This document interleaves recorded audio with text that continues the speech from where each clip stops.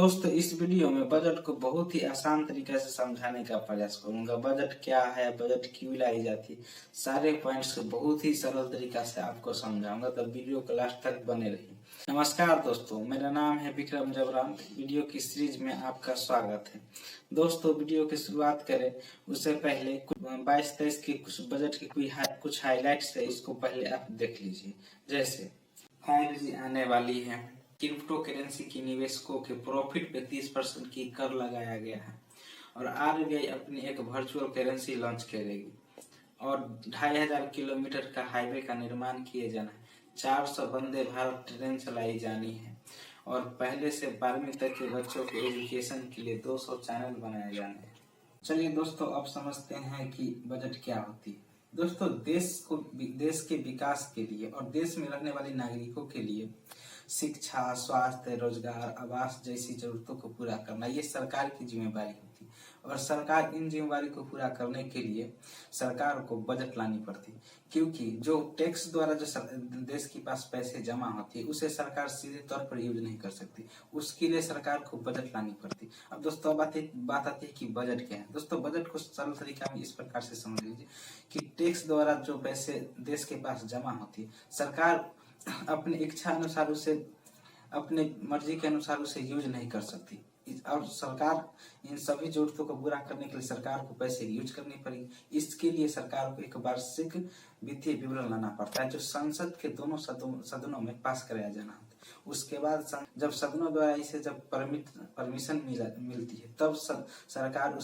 उसमें से राजस्व में से पैसे निकालती, और फिर इन सभी चीजों पर सरकार पैसे को यूज करती है, किस प्रकार से पैसों को किस क्षेत्र में लगाना है ताकि उस क्षेत्र का विकास हो और देश का विकास हो। और सरकार इच्छा अनुसार किसी प्रकार का कर्ज भी नहीं ले सकती है, और सरकार अपनी इच्छा के अनुसार बिना अथॉरिटी ऑफ लॉ के अनुसार सरकार किसी चीज पर टैक्स न तो बढ़ा सकती है न घटा सकती है। इन सभी चीजों के लिए सरकार को परमिशन की जरूरत पड़ती है, जो संसद के दोनों सदनों के द्वारा किया जाता है।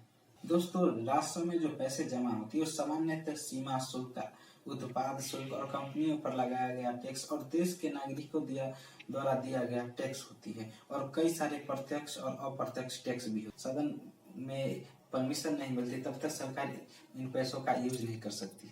तो इन सभी चीजों के लिए ही सरकार एक वार्षिक वित्तीय विवरण लाती है, जिसमें बकायदा हर एक चीज के बारे में बताया जाता है कि किस क्षेत्र में सरकार को कितने पैसे की जरूरत है और किस क्षेत्र का विकास करना जरूरत है, और कैसे देश की विकास हुई, हर एक चीज को सरकार को सदन में पेश करना होता है। दोस्तों बजट जो है सबसे इम्पोर्टेंट चीज है कि बजट सरकार में जो मंत्री होते हैं उसमें वित्त मंत्री द्वारा ये बजट प्रस्तुत किया जाता है। जब वित्त मंत्री इस बजट को प्रस्तुत करती है या करते हैं, तब उसे सदन में भाषण देना होता है। भाषण खत्म होने के बाद ही इस बजट को, जो वार्षिक वित्तीय विवरण होता है, इसे सदन के राज्यसभा में पेश किया जाता है। इन दोनों सदनों से पास होने के बाद ही सरकार को ये परमिशन मिलती है कि सरकार इन पैसों का यूज कर सकती है, या किसी प्रकार की लोन ले सकती है, या किसी चीज पर टैक्स बढ़ा या घटा सकती है। दोस्तों दोस्तों द्वारा जो ये वार्षिक वित्तीय विवरण लाया जाता है, इसी विवरण को सरकार का यानी कि केंद्र सरकार का केंद्रीय बजट कहा जाता है। दोस्तों इसमें कई सारे डॉक्यूमेंट भी प्रस्तुत करने होते हैं सरकार के, संख्यात्मक रूप से, ताकि प्रूव किया जा सके, और पिछले वर्ष की वित्तीय वर्ष जो होती है और अगले वर्ष जो चालू होती है, इन दोनों के बीच के अंतर को भी बताना होता है सरकार को। और साथ ही दोस्तों सत्र जो है 1 अप्रैल से स्टार्ट होती है। दोस्तों सबसे पहली बार 7 अप्रैल 1860 ईस्वी को जेम्स विल्सन द्वारा पहली बजट लाई गई थी, और स्वतंत्र भारत में पहली बार 26 नवंबर 1947 को R.K. चेट्टी द्वारा लाई गई थी।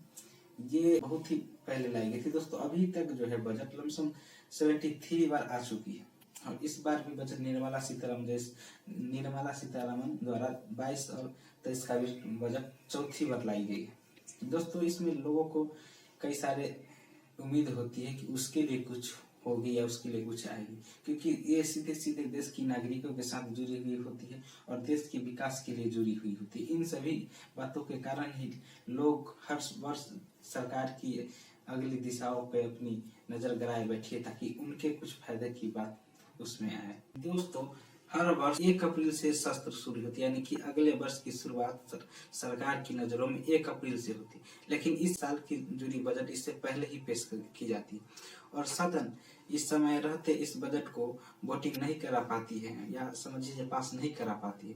तो क्या सरकार पैसे यूज नहीं कर सकती? जी हाँ, सरकार वैसे तो पैसा यूज नहीं कर सकती, लेकिन कुछ ऐसी सेवाएं हैं जैसे प्रशासनिक सेवाएं, जैसी देश की सुरक्षा से संबंधित जो क्षेत्र होते हैं उन सभी के लिए सरकार लोकसभा या राज्यसभा पहले ही उसे परमिशन दे देती है कि इन सभी चीजों के लिए पैसा यूज कर सकती है, जब किसी प्रकार से ये लेट हो जाए तब। दोस्तों, अगर अभी तक भी आपको अगर बजट के बारे में समझ में नहीं आया हो तो साधारण तौर पर इस तरह से समझिए कि देश में जो टैक्स द्वारा पैसे जमा होती है उसे सरकार को यूज करने के लिए एक विवरण सदन में रखना होता है, जिसे पास होना बहुत जरूरी होता है। और सरकार अपनी इच्छा के अनुसार नहीं तो किसी क्षेत्र में कर लगा सकती है और न ही कर द्वारा जमा पैसा को यूज कर सकती है। इन सभी चीजों के लिए सरकार के एक विवरण तैयार करना होता है, जो इस क्षेत्र सभी क्षेत्रों के विकास के लिए उसमें हर एक चीज को बताया जाता है कि किस क्षेत्र में कितने पैसे की जरूरत है। इन सभी जरूरतों को पूरा करने के लिए सरकार को एक विवरण लाने बहुत ही जरूरी होता है, जो देश के विकास के लिए, देश के नागरिकों के विकास के लिए ये बहुत ही महत्वपूर्ण है। इसलिए दोस्तों, देश में बजट लाने की जरूरत होती है। तो दोस्तों, मिलते हैं किसी और जानकारी के साथ किसी और वीडियो में। तब तक के लिए वीडियो को लाइक कर दीजिए और चैनल पर नए हैं तो सब्सक्राइब कर लीजिए और ये जानकारी आप अपने फ्रेंड फैमिली के साथ शेयर कर दीजिए। मिलते हैं अगली वीडियो में, तब तक के लिए जय हिंद।